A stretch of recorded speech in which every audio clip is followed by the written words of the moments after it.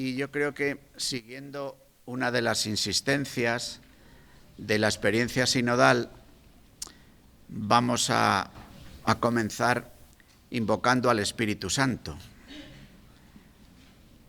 para que el Espíritu Santo acompañe a la Iglesia en esta hora, en este itinerario sinodal, después de haber vivido la primera sesión de la 16ª Asamblea General Ordinaria del Sínodo de los Obispos, y pensando en continuar este camino y sobre todo que la Iglesia en cada una de nuestras comunidades, parroquias, formas de vida diferentes en la vida de la Iglesia, vayamos acogiendo esta propuesta de caminar juntos, siguiendo a quien es el camino, dirigiéndonos a la plenitud del reino de Dios y sembrando signos de este reino de Dios en la historia.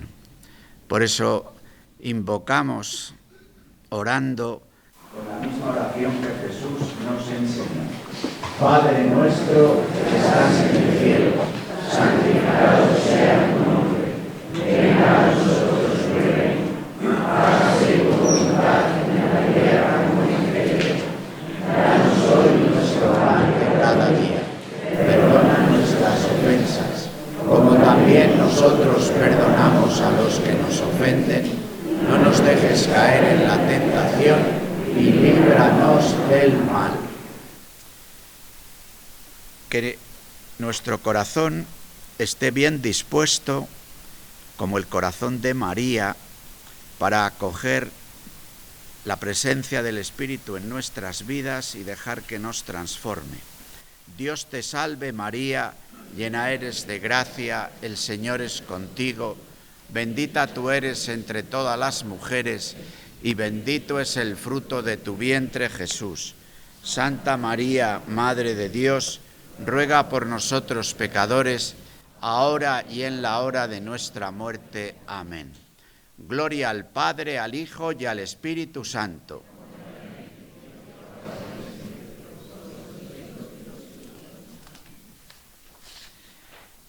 Bien, amigos, gracias por acudir a esta convocatoria, porque como se dice en el propio informe de síntesis que os hemos entregado, después de un mes de trabajo, ahora el Señor, a los que hemos participado en la asamblea, nos llama a volver a nuestras iglesias para transmitiros a todos vosotros los frutos de nuestro trabajo y continuar juntos el camino.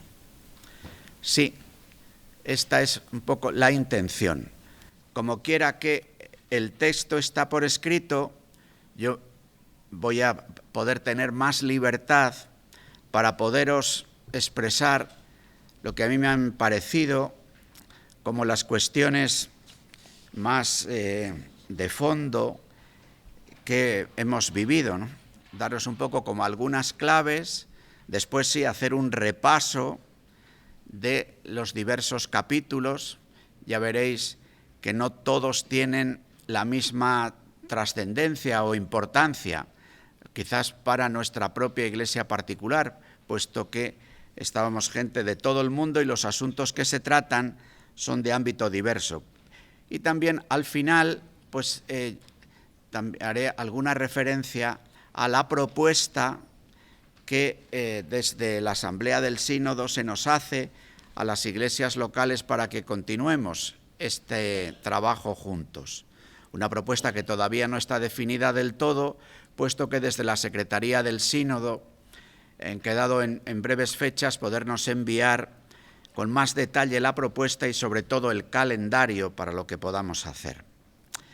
Fijaros, el Sínodo, yo creo que es importante situarle en dos coordenadas. Cuando digo el sínodo no me refiero solo a la asamblea de obispos tenida en Roma con la presencia de un grupo de no obispos, por decirlo así, ¿no? Por un grupo de laicos, hombres y mujeres, de consagrados y consagradas, de presbíteros, es decir, un grupo de no obispos.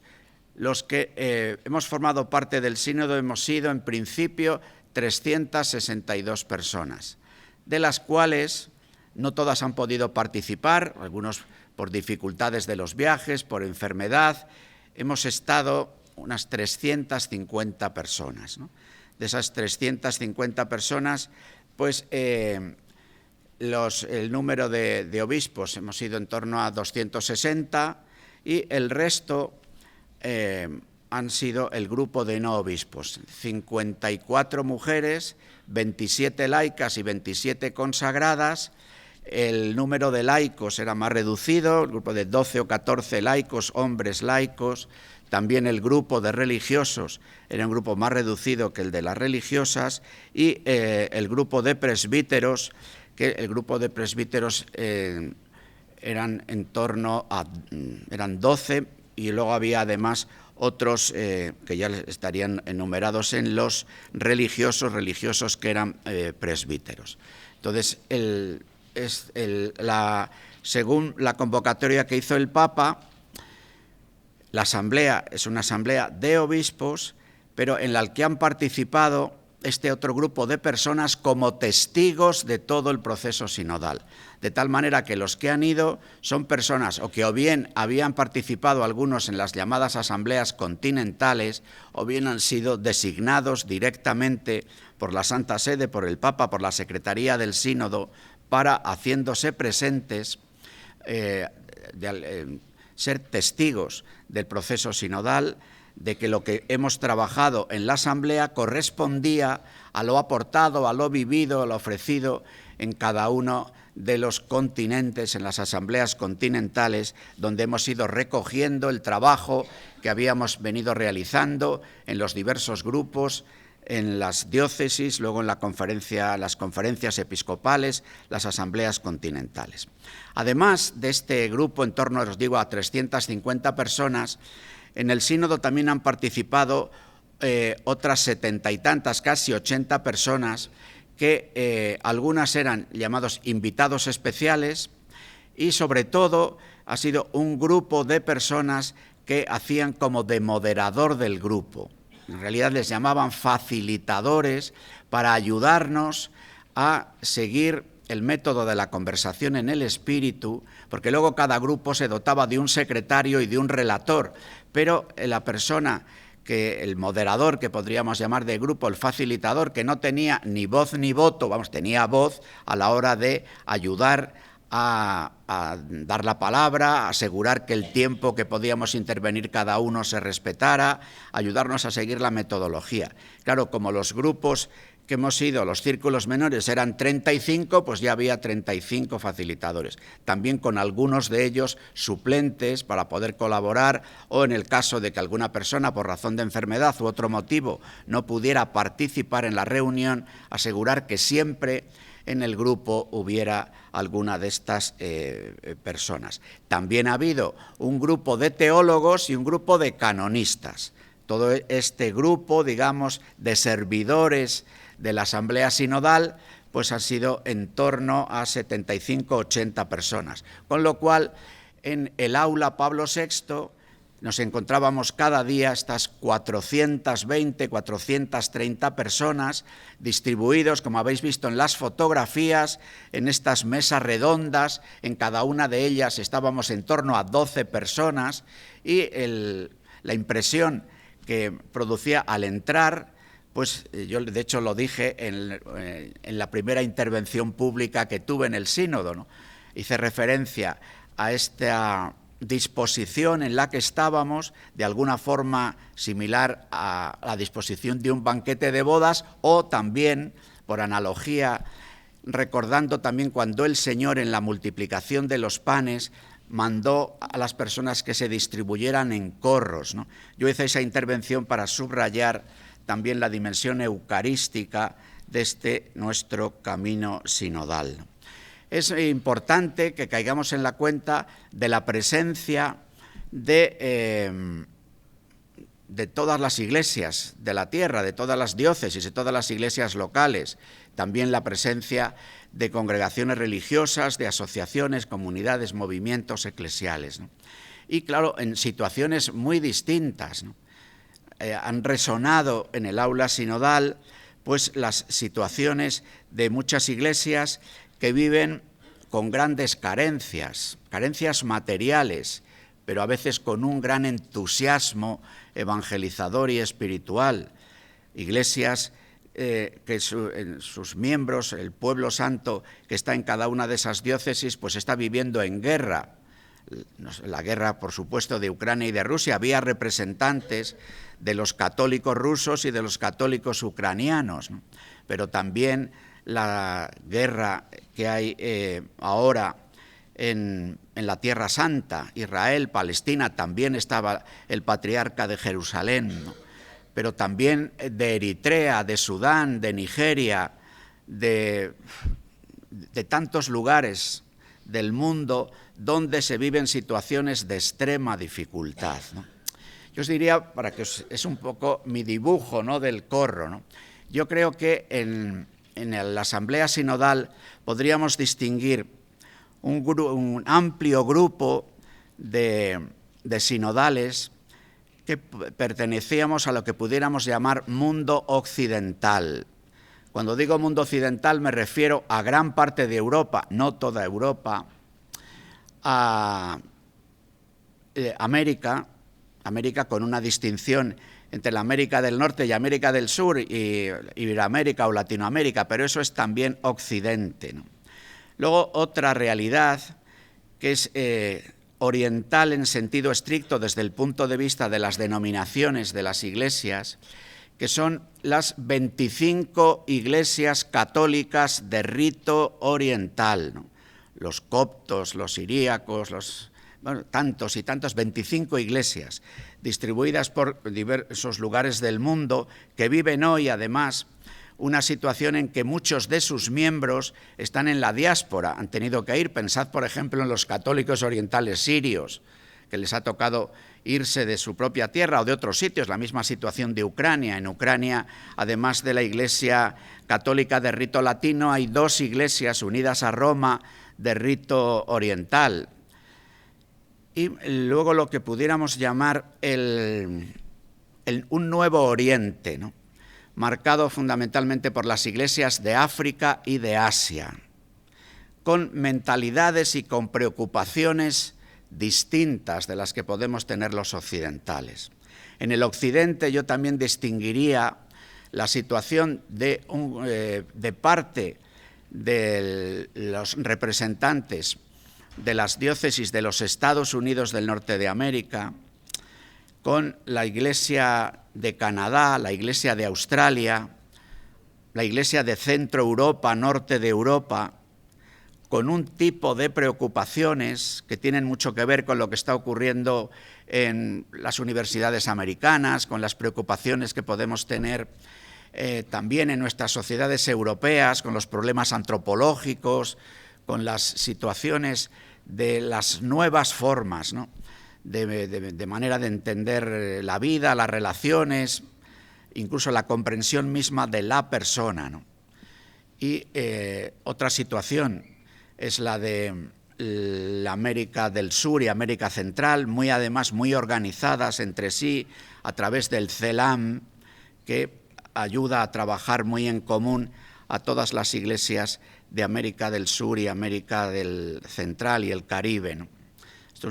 Y yo creo que en Europa, además de este grupo que he hecho referencia, Alemania, Europa del Norte y demás, está la otra realidad, podríamos llamar los países más latinos de Europa, España, Portugal, Italia, y luego la situación del este de Europa.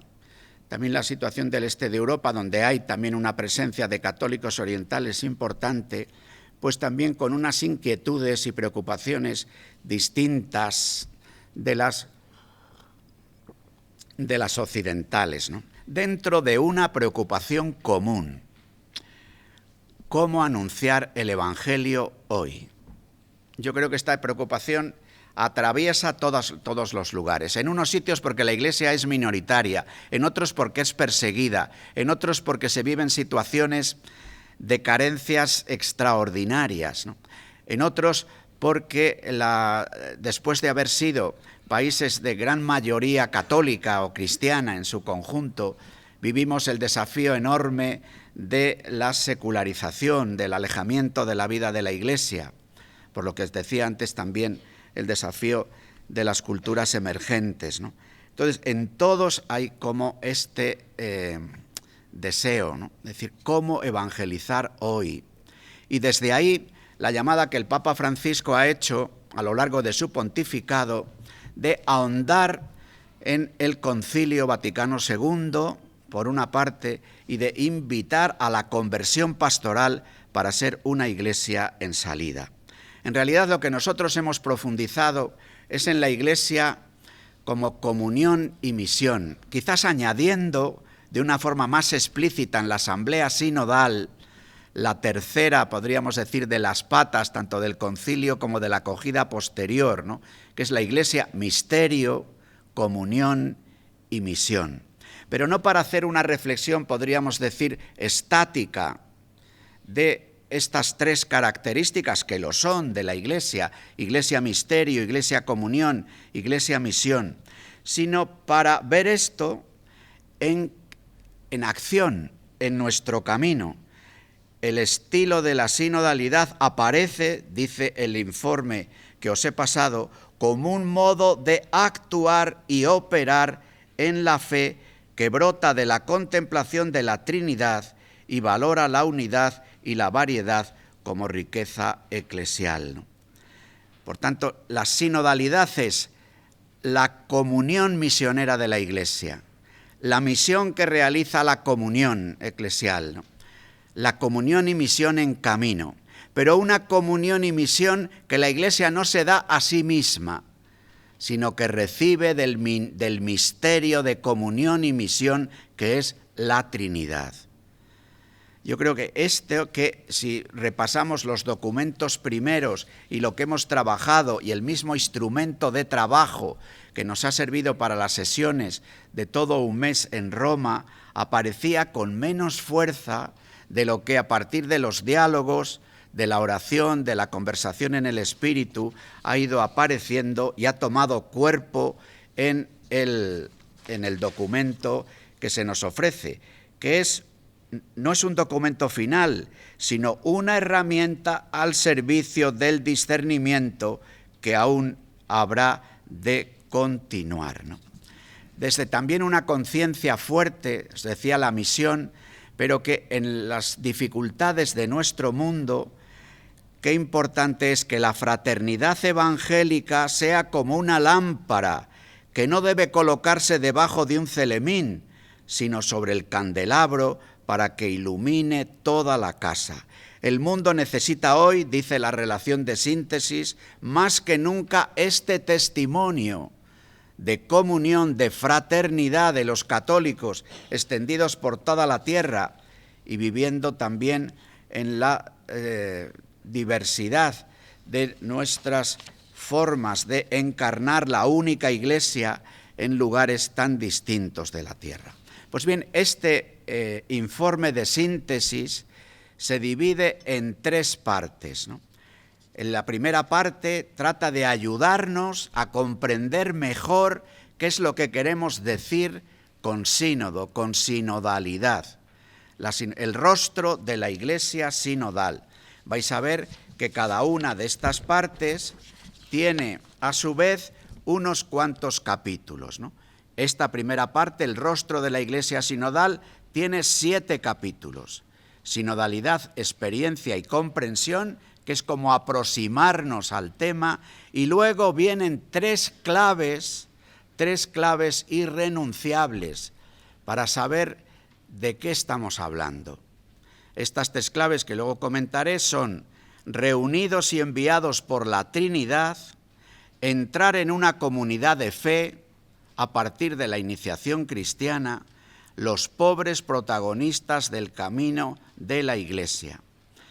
Con estas tres claves, la aproximación a la sinodalidad nos hace mirar a la Iglesia, que toda ella vive desde esas tres claves, pero que acoge a hombres de toda tribu, lengua, pueblo y nación.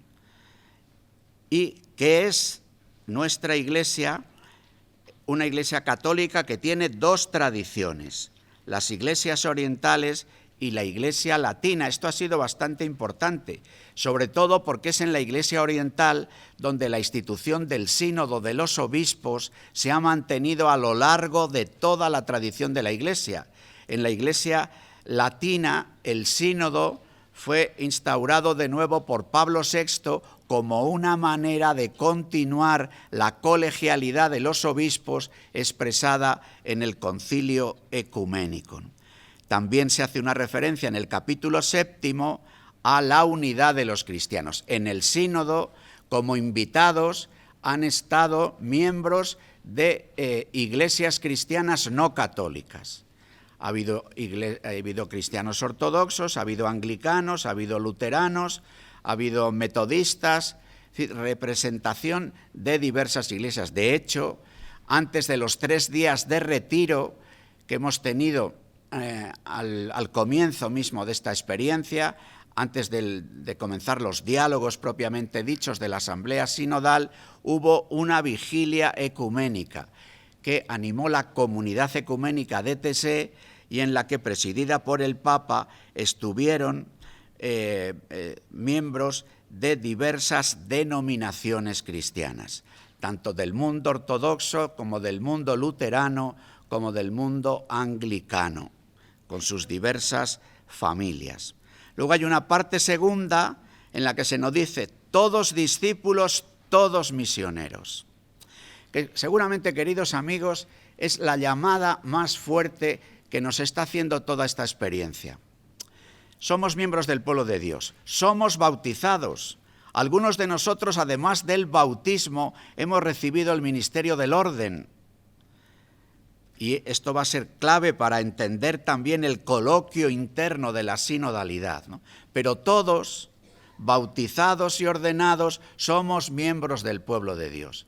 Entre los bautizados y ordenados, algunas, como que estáis aquí presentes, algunas de vosotros, habéis hecho alguna especial consagración en lo que llamamos la vida religiosa, la vida de especial consagración, pero brota del bautismo, con una especial consagración que se hace al acoger un carisma que el Señor haya regalado a su Iglesia a través de un fundador, de una fundadora.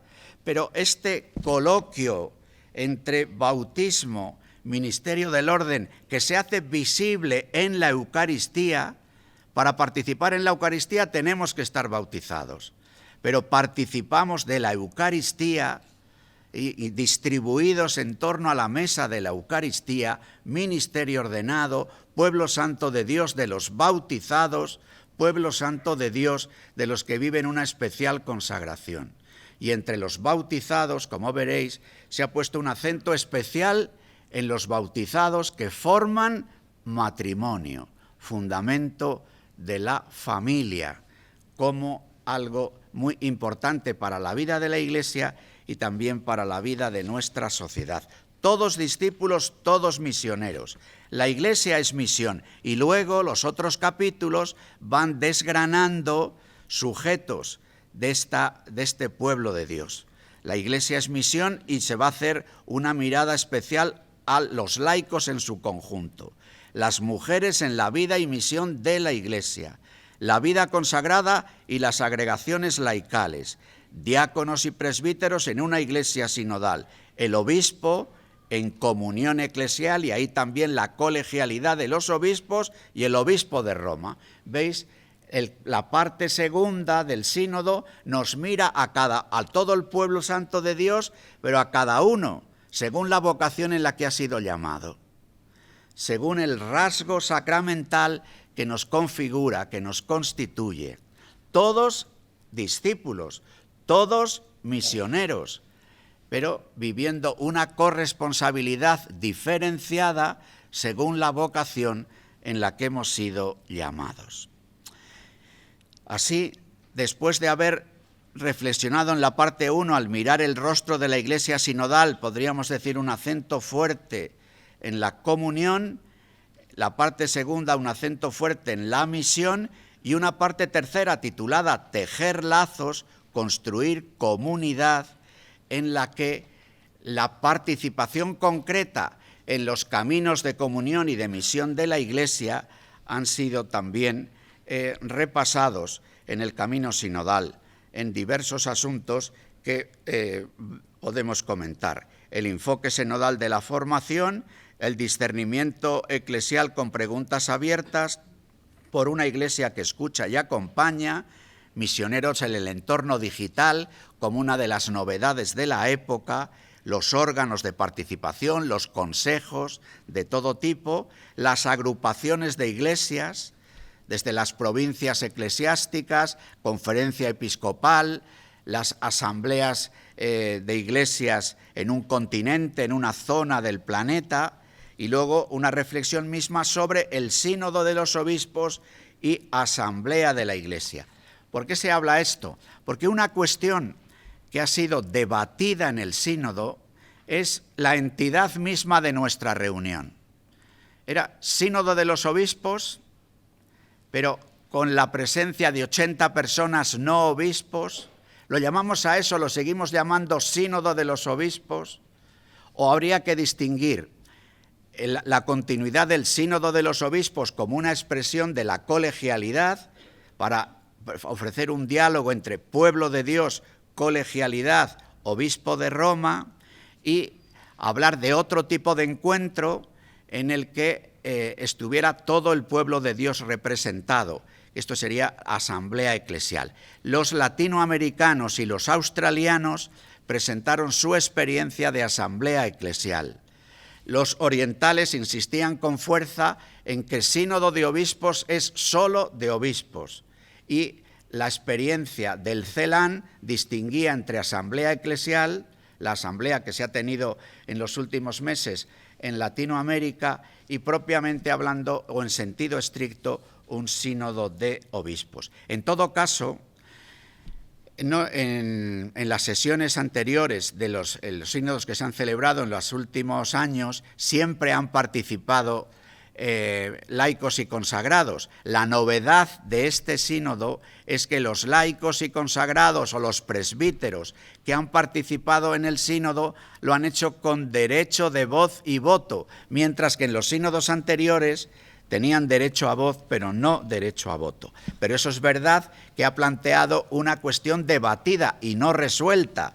Veis que en el propio documento se plantea como un discernimiento a realizar en la segunda sesión del sínodo sobre la entidad de estos encuentros, sínodo de obispos, asamblea eclesial.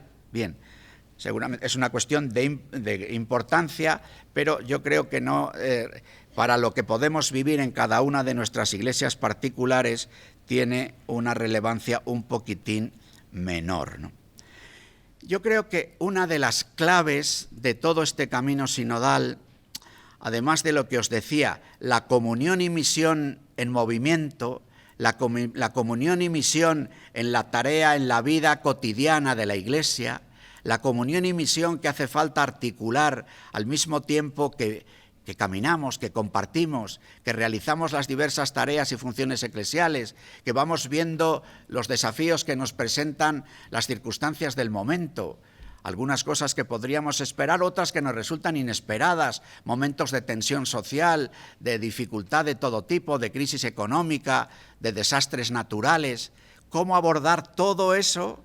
Una iglesia que camina expresando la comunión y la misión que recibe de la Trinidad Santa. Pues bien, desde ahí, lo trinitario podríamos decir que ha estado con especial fuerza. Por ejemplo, en el método de la conversión espiritual ha querido que nosotros íbamos abordando todo el trabajo del instrumentum laboris de la siguiente manera, para que os hagáis un poco una idea, porque además seguramente es algo que pudiéramos experimentar. El sínodo ha querido que los que participáramos en él fuéramos gente disciplinada. Esto a veces en muchas reuniones eclesiales nos cuesta un poco. Os digo cómo era esto de la disciplina. Íbamos a la reunión, imaginad que íbamos a tratar las primeras preguntas del instrumento de trabajo. Pues bien, hacíamos de la manera siguiente. Primero un momento de silencio, de oración juntos, y después cada uno de los miembros del grupo teníamos 4 minutos para aportar lo que quisiéramos, con una condición, que lo lleváramos por escrito, y 4 minutos. ¿Que lo que tenías que decir duraba más de 4 minutos? Pues bueno, lo entregabas por escrito, pero hablabas 4 minutos, y el otro se entrega 4 minutos. Todos nos escuchábamos y tomábamos nota de lo que la otra persona, lo que decía la otra persona, me toca, estoy de acuerdo, no estoy de acuerdo, me hace caer en la cuenta de algo que yo no había pensado.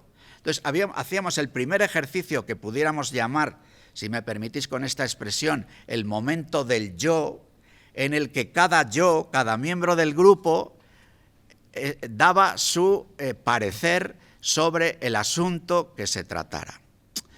Luego, haciendo además cada 3 o 4 intervenciones algún momento de silencio que quería ser silencio orante.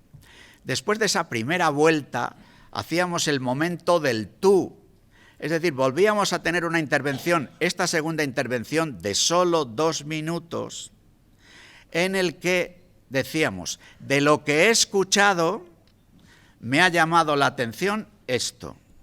Subraya de lo que yo he dicho esto, o no estoy de acuerdo en esto, o me ha hecho caer en la cuenta de algo nuevo.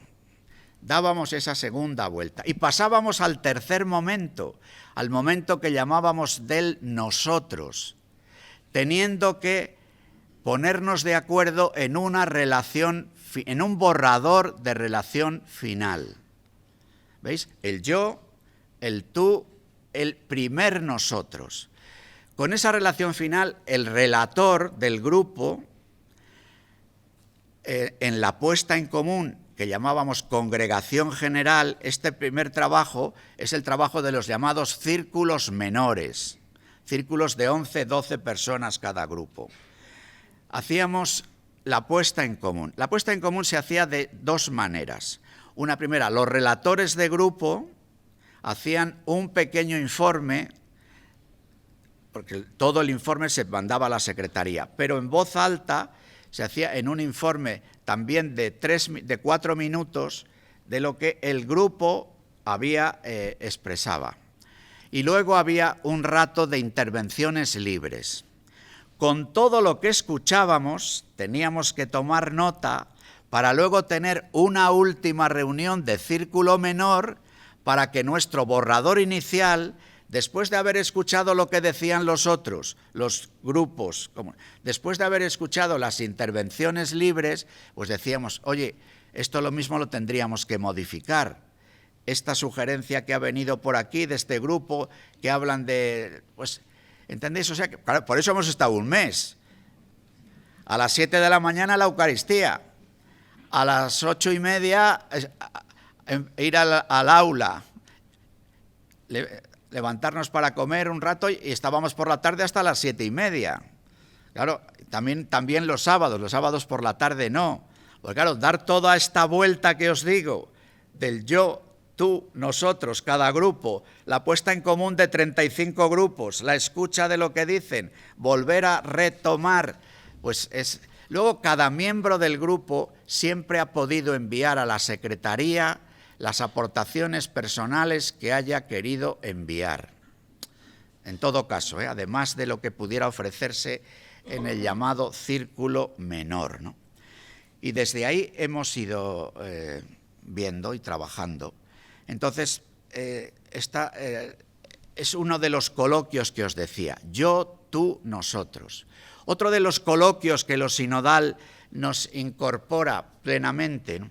El coloquio de una iglesia que es misterio, comunión y misión. Otro de los coloquios en los que nos sitúa lo sinodal, el coloquio entre todos, algunos, uno. Todos, pueblo santo de Dios, algunos, en la Iglesia Universal, el colegio de los obispos, el sínodo de los obispos, uno, el Papa. Pero en una iglesia particular, todos, la participación que unos y otros podamos hacer, algunos, el Consejo de Pastoral Diocesano, el Consejo del Presbiterio, uno, el obispo. En la parroquia, todos los que participan en la parroquia, la asamblea parroquial, el Consejo de Pastoral Parroquial, algunos, uno, el párroco. Y este coloquio, claro, no vivido con una lucha de poder, que eso es un poco lo complicado, sino viviendo todos, sabiendo que recibimos el don de la vida nueva en Cristo y el don de la vocación de la Trinidad Santa, y que el coloquio recíproco, fijaros, esta palabra, ahora me viene esto, tuvimos un comentario, porque aparecían el decir, bueno, pues los bautizados, los ordenados, los consagrados somos complementarios. Y esta palabra como que no acababa de satisfacer, y ha aparecido con fuerza, y aparece repetida en el texto final, más veces la palabra recíproco. Somos recíprocos, en el sentido de la reciprocidad es que yo no me puedo entender sin el otro, o la otra parte, o el otro grupo, pero el otro grupo no se puede entender sin mí. Hay una reciprocidad, igual que existe la reciprocidad entre varón y mujer, una reciprocidad para la fecundidad, que no es la complementariedad de la media naranja, que es la reciprocidad de la diferencia sexual, pero es también la reciprocidad entre el ministerio ordenado y los bautizados, la reciprocidad entre todos, algunos, uno, la reciprocidad entre el pueblo santo de Dios, el colegio episcopal o el colegio del ministerio ordenado, lo que significa el ministerio de unidad, el obispo en la diócesis, el Papa en el conjunto de la Iglesia. El coloquio entre laicos, vida consagrada y ministerio ordenado. Esta referencia trinitaria ha sido, desde mi punto de vista, es un subrayado que os hago yo personalmente, pero a mí me ha llamado como la atención porque he visto el 3 como muy repetido en unas y otras cosas, ¿no? Que yo creo que en momentos que vivimos a veces de polarización, descubrir la apertura al tercero, lo que la Trinidad y este coloquio al que me estoy refiriendo, pues yo creo que es una buena pista para lo que podamos hacer, ¿no? Luego, cada uno de los capítulos se divide en 3 partes distintas. Una parte la titula el documento Convergencias. Las convergencias son de los diálogos mantenidos aquello que aparece como afirmaciones fuertes que se han hecho en el sínodo y que son como un mapa de orientación para el propio caminar y para el discernimiento que ha de seguir. Luego dice cuestiones que deben abordarse, cuestiones que la propia asamblea sinodal cae en la cuenta de que precisan una reflexión mayor. A veces, en el abordarse de esas cuestiones se dice, acudamos a la ayuda de los teólogos, de los canonistas. A veces se dice, no, hablémoslo en nuestro propio caminar como pueblo santo de Dios, ¿no? Cuestiones que deben abordarse. Y hay también algunas propuestas para ir ya poniendo en marcha, desde lo que hemos venido sugiriendo unos y otros, pues cosas que podemos poner en marcha. Por ejemplo, en el capítulo 1 sobre sinodalidad, experiencia y comprensión, hay una primera propuesta, que está con la letra M. La riqueza y la profundidad de la experiencia vivida nos llevan a señalar como prioridad la ampliación del número de personas implicadas en los procesos sinodales, superando los obstáculos de participación que han surgido hasta ahora, así como el sentimiento de desconfianza y los temores que albergan algunas personas, ¿no? Haya una llamada, una propuesta concreta a que crezcamos en este deseo de caminar juntos para discernir los caminos misioneros que más necesitamos y que el Espíritu Santo nos pueda suscitar en esta hora. Deben desarrollarse vías para una participación más activa de diáconos, presbíteros y obispos. Claro, si se sugiere esto es porque se ha tomado el pulso a una realidad eclesial en la que se ha visto que en muchos lugares la participación de diáconos, presbíteros, obispos no ha estado a la altura, digamos, ¿no? Por eso se invita, igual que ha habido mucha gente que no ha participado, por eso se dice ampliar esto. Bien, ahí hay, luego claro, por ejemplo, en estas propuestas, la que está con la letra P y con la letra Q, son propuestas de acudir a los teólogos o acudir a los canonistas, ¿no? Os decía que capítulos clave de la parte primera son reunidos y enviados por la Trinidad.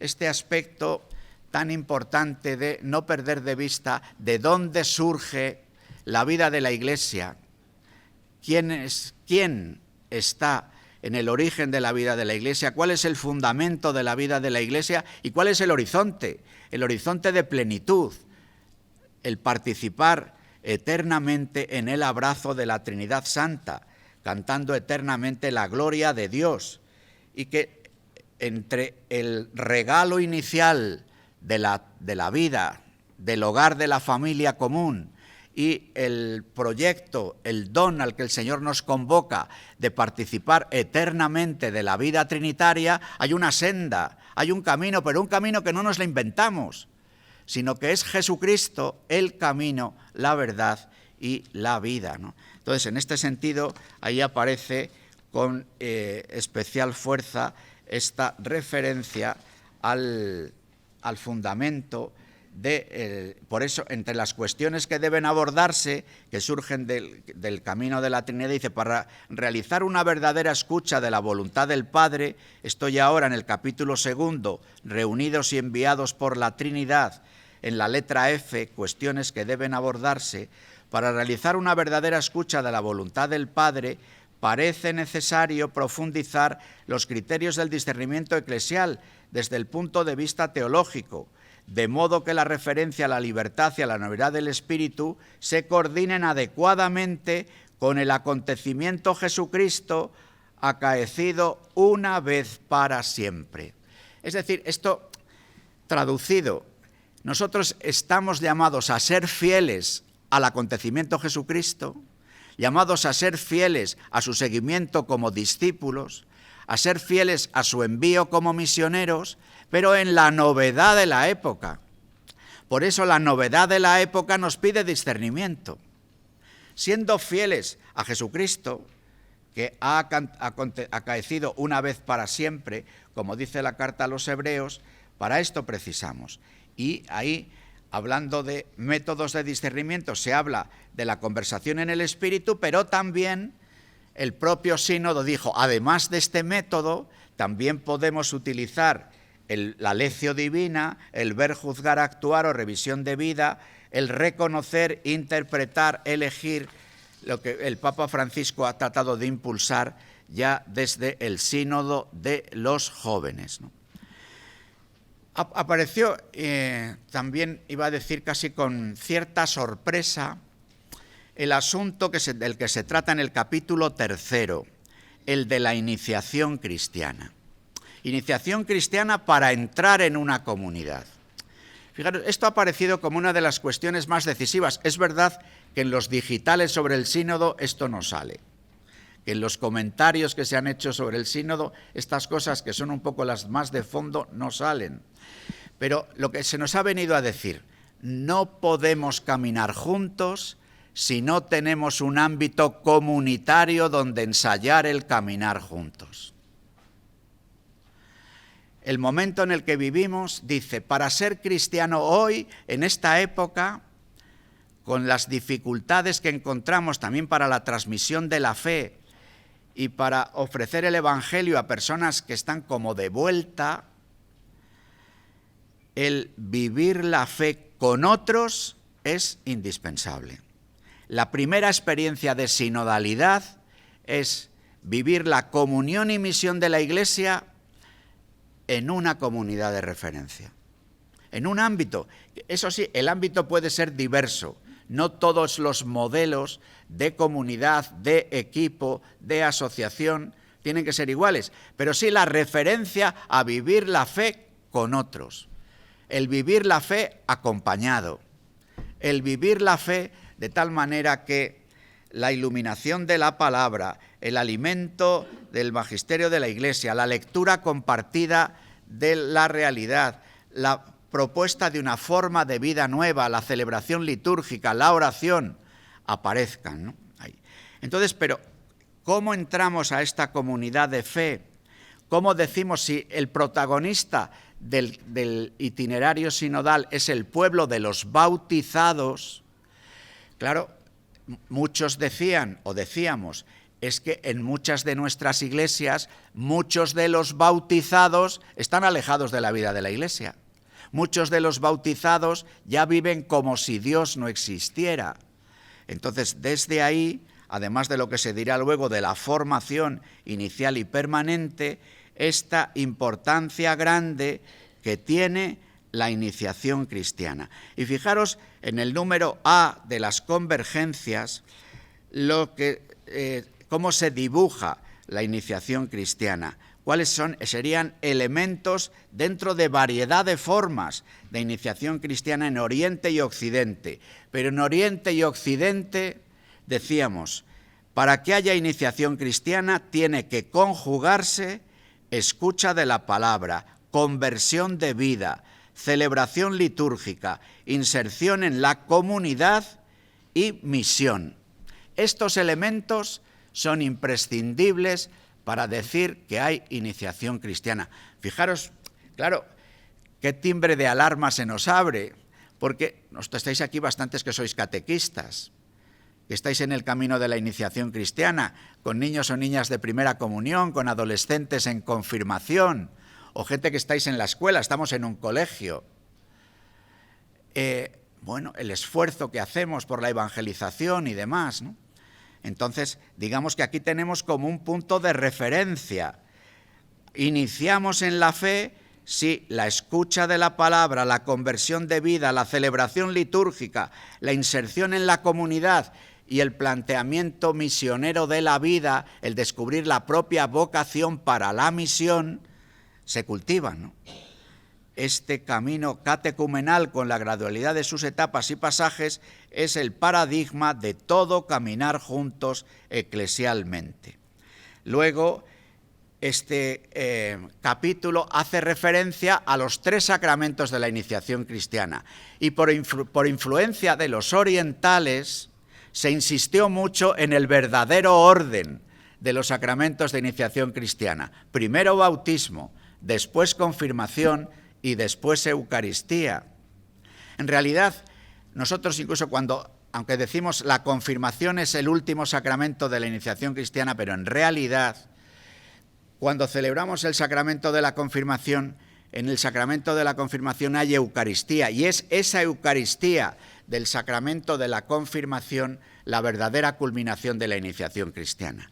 Porque bautizados y confirmados participamos plenamente de la Eucaristía de la comunidad adulta. Bautizados y confirmados podemos escuchar los 2 imperativos de la Eucaristía. Haced esto, id, que escuchamos en cada Eucaristía.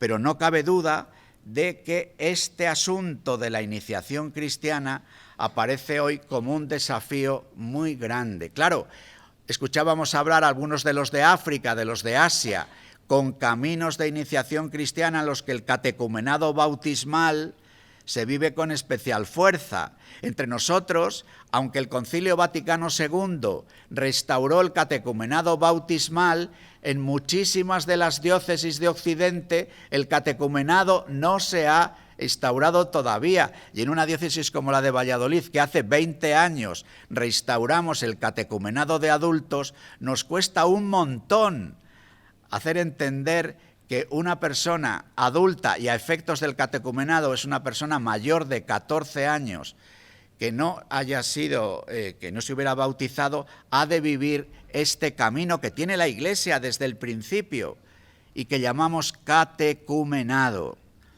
Y que el catecumenado le tiene que acompañar una comunidad, no un catequista aislado. Entonces, este es uno de nuestros grandes desafíos, amigos, para verdaderamente participar desde ahí en una comunidad y esa comunidad ser ya el primer germen de comunión-misión, que es lo que la Iglesia sinodal, que es la comunión-misión en marcha, en camino, se realiza.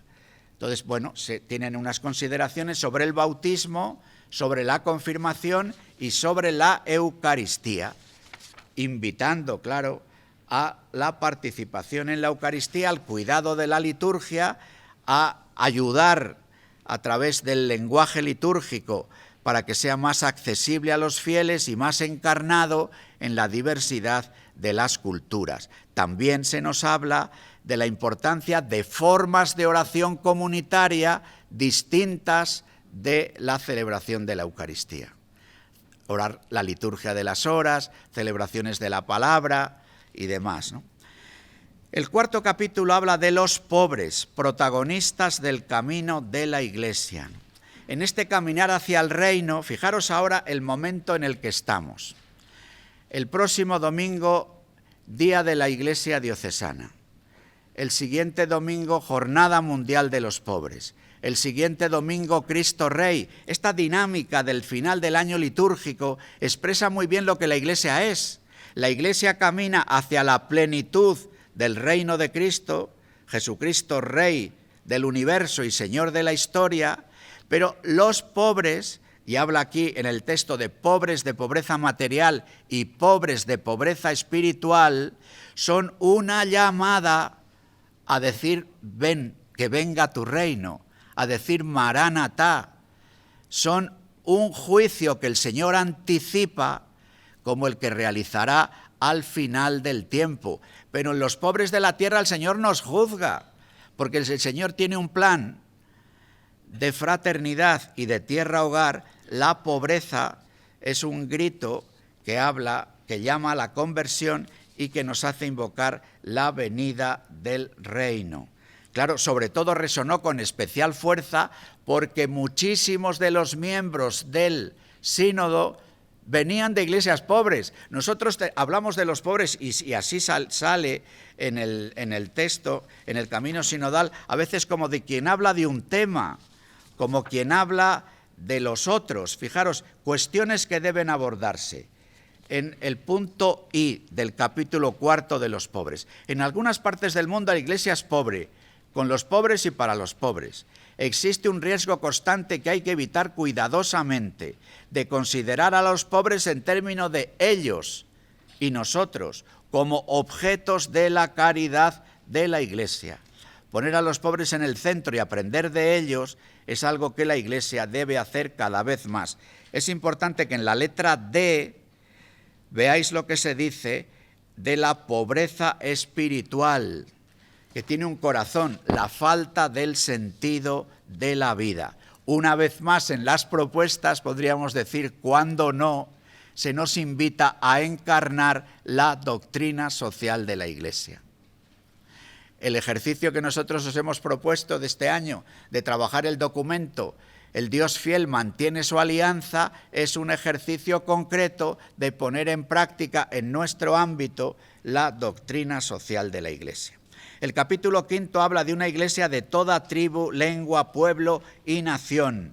Y aquí especialmente lo que se ve es la iglesia, que es universal, es local, es particular. Y en cada sitio donde está tiene unos desafíos, los desafíos propios del lugar. Claro, no es lo mismo ser católico en China. Por ejemplo, los obispos chinos tuvieron que marcharse a los 15 días. Porque el gobierno chino solo les autorizaba estar fuera del país 15 días. Digo, para que nos hagamos una idea. Y no digo nada de algún otro país en el que los que estaban querían que ni siquiera se supiera. Esta experiencia yo ya la había vivido en la Jornada Mundial de la Juventud, en el que dando una catequesis a jóvenes de Nicaragua, cuando todo el mundo empezaba a sacar las fotos, los jóvenes nicaragüenses decían, por favor no nos hagáis foto, porque si nos ven en Nicaragua, nos ve el gobierno de Nicaragua que hemos estado aquí, cuando volvamos o no nos dejan entrar o nos meten en la cárcel. Claro, son situaciones muy distintas, amigos, son maneras muy distintas de vivir la fe o de sentir lo que significa el testimonio de una vida creyente. Por eso, hombres de toda tribu, lengua, pueblo y nación, supone el desafío concreto de la evangelización en cada lugar, en cada cultura, con las tensiones que esto produce, que no son sencillas. Yo he percibido una tensión fuerte en el interior del sínodo, que es a la hora de la evangelización de las culturas, haber como dos corrientes para entendernos, ¿no? Una corriente diciendo, no, a toda cultura hay que ofrecerle el anuncio explícito del Evangelio para que esa cultura sea renovada desde la cultura básica que el Evangelio hace, porque la fe acogida por cada pueblo genera una cultura que purifica las culturas, que las transforma, y otros sectores del aula sinodal como con un respeto a las culturas y con temor y temblor a la hora de cómo hacer la evangelización. Esta tensión que te la hemos podido vivir también entre nosotros, ¿no? A la hora de decir qué hacemos del Evangelio, compartimos con los que no creen los valores, hacemos un anuncio explícito. Si lo mismo hacemos un anuncio explícito, decimos que esto es en nombre de Jesús y demás, lo mismo hay gente que no. Sin embargo, si hacemos cosas juntos, compartiendo unos valores, lo mismo podemos caminar juntos. Es decir, esto, que lo digo yo ahora en forma resumidita, pero fue, desde mi punto de vista, uno de los puntos fuertes de tensión ante muchas de las culturas emergentes, de todo tipo, el indigenismo o lo que significa el feminismo de todo tipo, el de los estudios de género y el de las ideologías de género, o las diversas propuestas antropológicas, o las culturas que es capaz de generar y que está generando con tanta fuerza. Pensad en Estados Unidos, todo el movimiento de la cancelación, el movimiento woke. Nos decían los de Estados Unidos que están surgiendo muchos grupos cristianos fuera de las iglesias al servicio del mundo woke, del mundo del despertar, como un desafío que se están encontrando en algunos lugares, aunque aquí nos llegan mucho esos ecos, a la hora de la lectura de la historia o de cosas que se hacen, ¿no? Eso es lo que ahí se trata de plantear. Seguimos adelante. El capítulo 6 no lo comento porque ya he hecho bastantes referencias a las iglesias orientales y la iglesia latina. Es muy importante caer en la cuenta de que nuestra iglesia, como le gustaba tanto decir a Juan Pablo II, tiene dos pulmones, Oriente y Occidente, y que además de los 25 iglesias de rito litúrgico oriental, hay otro mundo de Oriente, aunque sea de rito latino. Y esos dos pulmones de la iglesia en el mundo global en el que estamos, yo creo que tiene bastante importancia. Luego el número 7 se dedica a todo lo que tiene que ver con la unidad de los cristianos, ¿no? Y se señaló mucho algo que ya conocemos, ¿no? En las convergencias. En no pocas regiones del mundo existe sobre todo el ecumenismo de sangre. Mártires luteranos, mártires anglicanos, mártires católicos en el mismo lugar. Ese ecumenismo de sangre, se pusieron ejemplos concretos de lugares de la tierra donde la persecución de los cristianos, sobre todo en lugares de yihadismo extremo, de fundamentalismo de carácter islamista, pues los cristianos, ya sean de una denominación o de otra, padecen y al mismo tiempo experimentan el martirio con lo que eso significa. Se habló también en el camino de la unidad de los cristianos, digo esto casi como pequeña anécdota, de cómo en el año 2025 todos, tanto orientales como occidentales, celebraremos la Pascua en el mismo día. Y hubo una moción para ver si fuese posible que orientales y occidentales nos pusiéramos de acuerdo en celebrar la Pascua juntos todos los años. Ya sabéis que hay una diferencia por la manera de contar el tiempo, por la manera en que se recibe la primera luna de la primavera, por el cambio en el calendario que se hizo en Occidente y que Oriente no recogió, y eso hace que mantengamos una diferencia respecto a la fiesta de la Pascua. Parte segunda. Ya os la he comentado al principio. Todos discípulos, todos misioneros. La Iglesia es misión.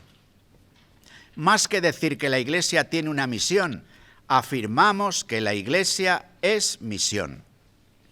Todos discípulos, todos misioneros. Y desde ahí, fijaros, punto C, la familia es la columna vertebral de toda comunidad cristiana. Luego, los laicos. Una reflexión sobre los laicos y su participación en la Iglesia misión. Con lo mismo, convergencias, cuestiones que deben abordarse y propuestas, ¿no? Entre las propuestas, fijaros, además del impulsar toda la vida de la Iglesia de una manera ministerial, en el interior de la Iglesia se insistió mucho en la vocación de los laicos en el mundo, en la vivencia de su compromiso en los ambientes e instituciones de este mundo, pero eso no supone que los laicos no participen en el interior de la Iglesia, en la comunión de la Iglesia, desde la realización de diversos ministerios. En este sínodo se han propuesto la creación de 2 ministerios nuevos, además de lector, acólito y catequista. Uno, un ministerio que se confiera a matrimonios, no al marido por un lado o a la mujer por otro, sino un ministerio al matrimonio. Fijaros qué interesante.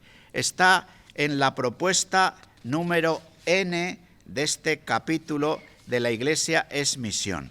Matrimonios comprometidos en el apoyo de la vida familiar y en el acompañamiento de las personas que se preparan para el sacramento del matrimonio. Este asunto del matrimonio, de la familia, de la preparación al matrimonio, ha resonado bastante, hasta el punto de sugerirse un ministerio. Como luego veremos que se ha sugerido también un ministerio de escucha, distinguiendo entre lo que en la Iglesia hay de escucha sacramental en el sacramento del perdón, que también se recomienda explícitamente entre las cosas que se dicen en este informe, pero distinguiendo también la escucha, sobre todo de personas que pueden estar alejadas de la vida de la Iglesia, porque como hemos oído al Papa este verano muchas veces y como se ha repetido en el sínodo, nuestra tienda tiene que ensancharse para acoger a todos.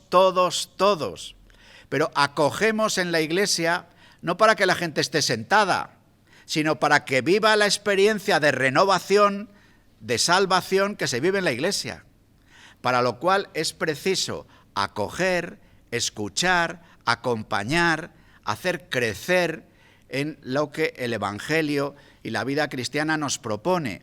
Entonces, esta importancia del acompañamiento, esta importancia de la acogida, esta importancia de la escucha, aparece con tanta fuerza que se sugiere incluso la creación de un ministerio de la escucha que se pueda conferir a laicos, hombres y mujeres, por supuesto, preparados para la realización de este ministerio de la escucha, además de este ministerio del acompañamiento de los matrimonios. Dentro de la vida laical es verdad que ha habido una mirada especial a la mujer, por lo que significa en nuestra sociedad actual el feminismo, en el sentido más noble de esta expresión, y porque hemos de mirar al mundo en su conjunto. Algunas de las cosas que se sugieren aquí como novedad para las mujeres no lo son entre nosotros. Claro, aquí veréis que se va a poner en alguno de los números que las mujeres puedan estudiar teología. Claro, eso entre nosotros, eso ya se hace, pero es que hay lugares del mundo donde no las dejan matricularse. Y, por ejemplo, una cosa todavía más concreta, que las mujeres puedan ser jueces eclesiásticos en los tribunales eclesiásticos. Veréis que hay una propuesta en este sentido, pero esto ya en muchos lugares, por ejemplo en España, hay mujeres que son jueces eclesiásticos.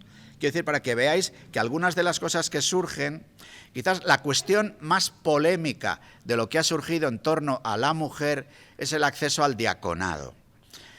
En la cuestión del diaconado se han presentado dos cuestiones. Una, algo que ya había sugerido la Comisión Teológica Internacional, y es que el diaconado permanente, es establecido en la Iglesia en el Concilio Vaticano II. Entonces se dice, hagamos un balance de lo que el diaconado en los años que llevamos de concilio ha surgido. Porque en ese estudio de la Comisión Teológica Internacional se plantea como cuestión discutida si el diaconado realmente forma parte del orden o no, o si el salto cualitativo que se produce entre diácono, presbítero y obispo, presbítero y obispo son ministerio sacerdotal, presbítero y obispo presiden la Eucaristía, presiden la celebración del perdón, y el diácono, la diaconía, expresa sobre todo la presencia del servicio de Jesucristo siervo. Entonces se han planteado las dos cuestiones. Una, un estudio sobre lo que el diaconado es. Yo creo que esto es difícil, os digo ya mi punto de vista. En la medida en que fue un concilio el que establece el diaconado como formando parte del ministerio del orden y por tanto de la estructura jerárquica de la Iglesia, pienso que difícilmente un sínodo pueda cambiar esto.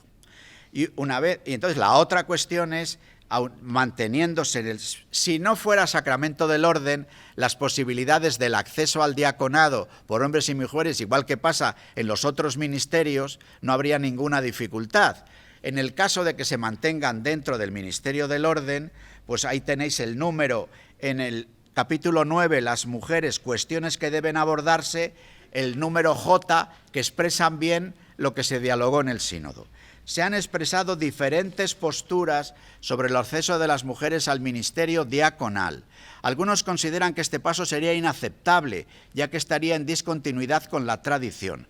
Para otros, sin embargo, conceder a las mujeres el acceso al diaconado restauraría una práctica de la Iglesia primitiva. Esto es una de las cuestiones que los teólogos discuten, si esa práctica de la Iglesia primitiva era verdaderamente sacramento del orden o no. Otros ven en este paso una respuesta adecuada y necesaria a los signos de los tiempos, fiel a la tradición y capaz de encontrar eco en los corazones de muchos que buscan una renovada vitalidad y energía de la Iglesia. Algunos expresan el temor de que esta petición sea expresión de una peligrosa confusión antropológica, acogiendo con agrado que la Iglesia se alinee con el espíritu de los tiempos. Como quiera, que una de las cuestiones muy habladas en el sínodo ha sido la importancia de que la Iglesia mantenga, a veces contracorriente, el significado de la diferencia antropológica, el repetir lo que leemos en el libro del Génesis, varón y mujer los creó, pues un poco con todo ese contexto apareció esta cuestión, ¿no? Pero ya digo que algunos dijeron en el propio aula sinodal, si hablamos de los laicos, pues donde se habla de los laicos, que se hable de las mujeres. ¿Por qué las mujeres tienen un capítulo aparte? Que sea el capítulo de... Porque además hay mujeres consagradas y mujeres... Bueno, y es verdad que eso ha podido generar en el aula sinodal que las mujeres que estaban 26 consagradas, 26, 27 y 26, 27 laicas, que se situaban quizás antes de su condición de mujer que desde su condición laical o desde su condición de vida consagrada. Pero eso es una apreciación mía, no es tanto... Pero lo que sí que es verdad, es objetivo, es que las mujeres habéis tenido un capítulo especial, también los obispos, hemos tenido un capítulo especial dentro del sínodo. Bien. Luego la vida consagrada y agregaciones laicales. Aquí hay un desafío muy grande, porque claro, la sinodalidad pide que los consagrados y los que formáis parte de movimientos nacionales o internacionales caigáis en la cuenta de que estáis en una iglesia particular, porque la sinodalidad es caminar juntos. Claro, entonces esto supone, se dijo, una relectura de la exención de los religiosos. Porque si no, claro, los religiosos están en un sitio, tienen su plan de pastoral que responde a una nación entera, a veces provincias que ocupan más de una nación, pero están en un territorio concreto donde el obispo tiene su propio plan de pastoral. ¿Cómo conjugar esto sinodalmente?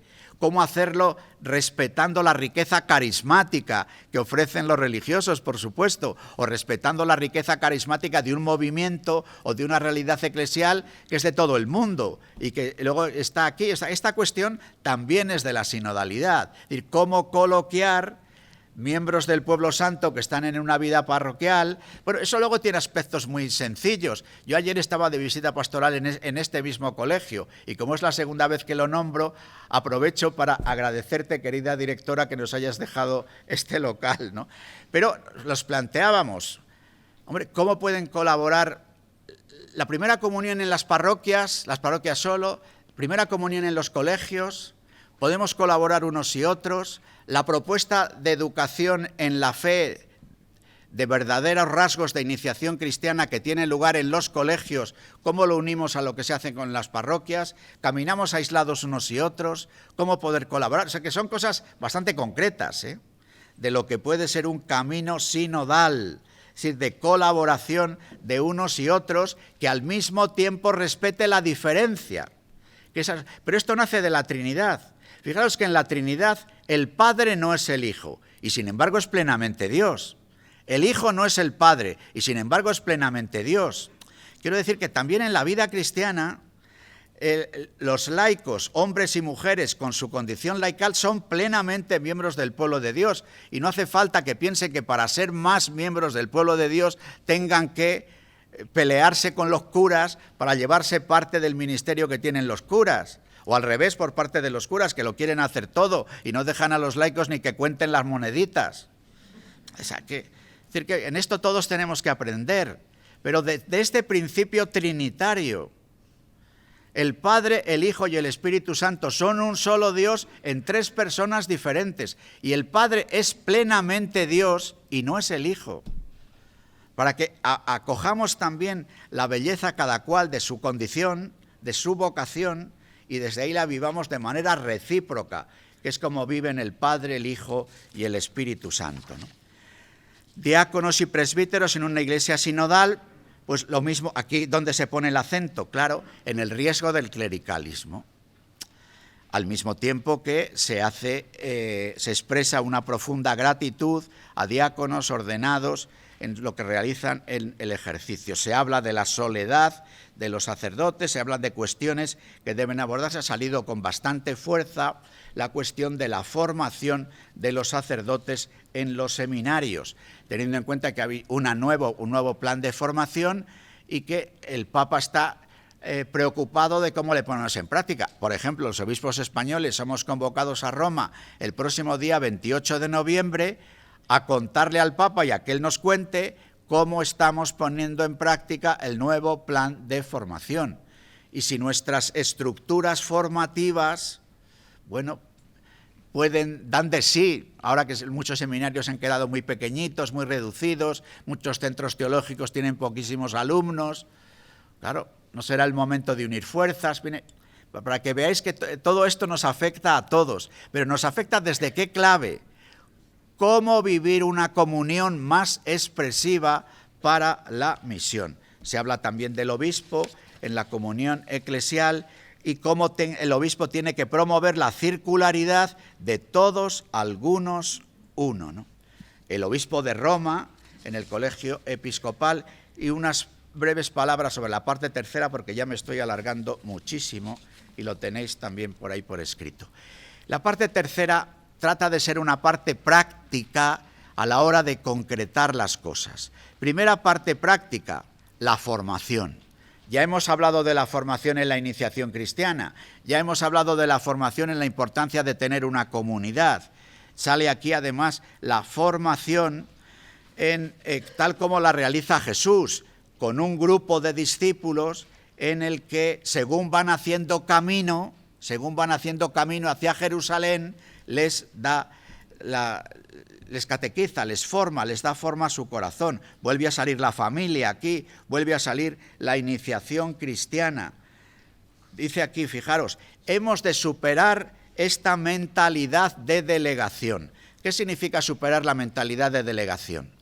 Nosotros en la comunidad cristiana no podemos decir, oye, De la iniciación cristiana ya se ocupan los catequistas, eso no va conmigo. De los pobres ya se ocupa Cáritas, eso no va conmigo. De los enfermos ya se ocupa Pastoral de la Salud, eso no va conmigo. Claro que tenemos que organizarnos y distribuir misiones, pero hemos de caer en la cuenta de que la iniciación cristiana, la atención de los pobres, el cuidado de los vecinos, la atención a las personas que están solas, nos afecta a todos. Luego, claro, nos organizamos para que la ayuda pueda ser mejor, para que la ayuda pueda ser incluso de más calidad, además de la calidez que podamos poner cada uno de nosotros. Pero tenemos que superar esta mentalidad de delegación. ¿Cuál es la delegación más radical de los laicos? La Iglesia es cosa de los curas. Ya se encarga el cura. Claro que a veces el cura tiene que tocar la campana, tiene que entrar y encender las velas, tiene que poner el pan y el vino. En muchos pueblos pasa. Pero claro, esta mentalidad de delegación hay que superarla al mismo tiempo que el ministro ordenado, el obispo, los presbíteros superan la mentalidad de apropiación de todo el asunto de la vida. Entonces tenemos que ayudarnos unos a otros y a veces esta ayuda puede incomodarnos, porque vosotros me tenéis que ayudar a mí a que promueva una iglesia sinodal, aunque a veces tengáis que tirar de mí, y yo tengo que ayudaros diciendo, chicos, vamos, cada cual desde sus fuerzas, pero sabiendo que siempre podemos dar un pequeñito paso más del que creemos que podíamos dar, ¿no? Entonces, este enfoque de la formación. Luego, en el asunto del discernimiento, sí que quiero haceros caer en la cuenta de uno de los asuntos, yo creo también de interés grande en el sínodo, que es cómo conjugar amor y verdad. Por ejemplo, antes os decíamos, claro, la Iglesia está llamada a acoger a todos, amor. La Iglesia a los que acoge ha de ofrecerles la verdad.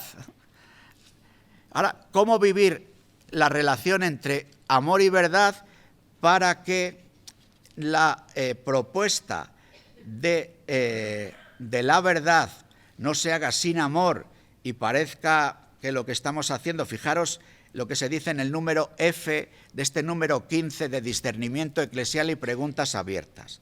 La dificultad que encontramos para traducir esta límpida visión evangélica, Jesús unía caridad y verdad, es un signo de nuestra incapacidad para estar a la altura del Evangelio. Dice, si utilizamos la doctrina con dureza y con una actitud sentenciosa, traicionamos el Evangelio. Si practicamos una misericordia barata, no transmitimos el amor de Dios. Entonces, claro, estas cuestiones dan pie también a tensiones en el aula sinodal, de hermanos que dicen amor, amor, amor, aunque sea a costa de menos verdad, o hermanos que dicen verdad, verdad, verdad, aunque sea a costa de menos amor. Claro, conjugarlo no es fácil, forma parte de nuestro caminar juntos, acoger lo que el Señor nos dice en la palabra y en el caminar de la Iglesia y en el discernimiento que realiza el magisterio, pero también en las experiencias concretas, desde una esperanza que cita aquí con el Salmo 85, el amor y la verdad se encontrarán, la justicia y la paz se besarán, pero hacemos tramos del camino, amigos, en que verdad y amor no se encuentran. Pasa también en nuestra vida cotidiana, iba a decir que pasa en las familias, pasa en nuestras pequeñas comunidades, que la relación entre verdad y caridad, a veces siempre hay en la familia alguien que canta las verdades del barquero y siempre hay alguien que pasa la mano por el lomo. Claro, al que canta las verdades del barquero le pone de los nervios el que todo... y al revés. Y estamos llamados, sin embargo, a caminar juntos y a tener paciencia y a soportar los desajustes, pero sin declinar de querer vivir esta plenitud de verdad y de amor, ¿no?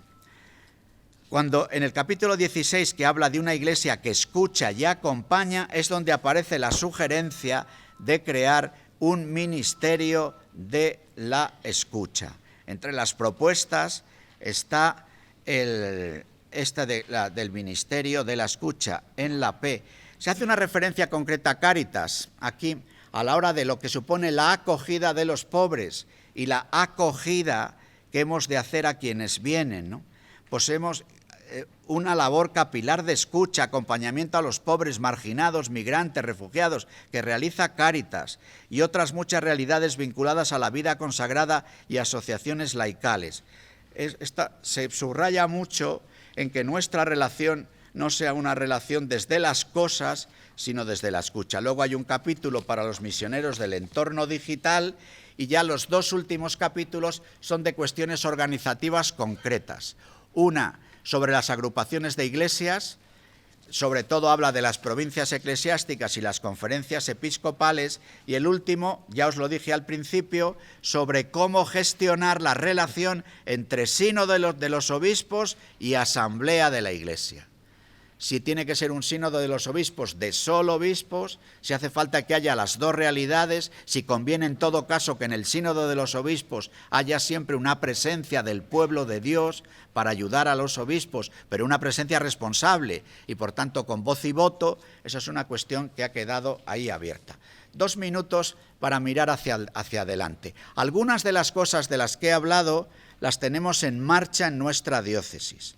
Tenemos la convocatoria de los ministerios laicales. La próxima semana, en el Centro Diocesano de Espiritualidad, empieza una formación sobre los ministerios para informar un poco de qué es todo eso, de tal manera que al final del curso se pueda hacer una propuesta de personas para ser instituidos lectores, acólitos y catequistas. No al final del curso, sino que las personas que se propongan al final del curso comiencen el camino formativo el año que viene, pero este año sí que queremos hacer una difusión sobre lo que los ministerios significan. También hemos aprobado un estatuto marco de los consejos parroquiales, pidiendo que en todas las parroquias haya un consejo. Aquí se habla en el documento de los consejos y se pide que tengan un acento marcadamente misionero, más que organizar solo la agenda de la parroquia. Tendremos que hacer un seguimiento de ver cómo esto lo estamos poniendo en marcha, ¿no? Bueno, estamos, lo que os decía antes de la doctrina social de la Iglesia, con este ejercicio práctico de quererlo hacer, los caminos de preparación al matrimonio que venimos impulsando en la Iglesia. Es decir, que algunas cuantas cosas, como no podía ser de otra manera, porque las iglesias no empezamos de cero, gracias a Dios, sino de tanto recibido y de tanto trabajo de vosotros y de tanta gente, hay algunos de los asuntos que nos sugiere el camino sinodal en el que ya estamos. Pero para todos, yo creo que es importante que a lo largo del año trabajemos a partir de este papel con un cuestionario que nos va a llegar desde Roma y que elaboraremos también en la conferencia episcopal para poder caminar, para animar a otros, no tanto para hacer algo como quien trabaja un tema, sino para caer en la cuenta de que la sinodalidad como estilo y como espiritualidad es la manera de ser Iglesia que queremos impulsar. Es decir, la manera de vivir la comunión y misión de la Iglesia mientras caminamos. Y una comunión y misión de la Iglesia, insisto, en la aportación desde mi punto de vista importante de esta asamblea, desde lo que la Trinidad, lo que el bautismo, la Eucaristía, en definitiva la Iglesia misterio, nos ofrecen. Bien, por mi parte ya nada más, que creo que ya os he cansado suficiente.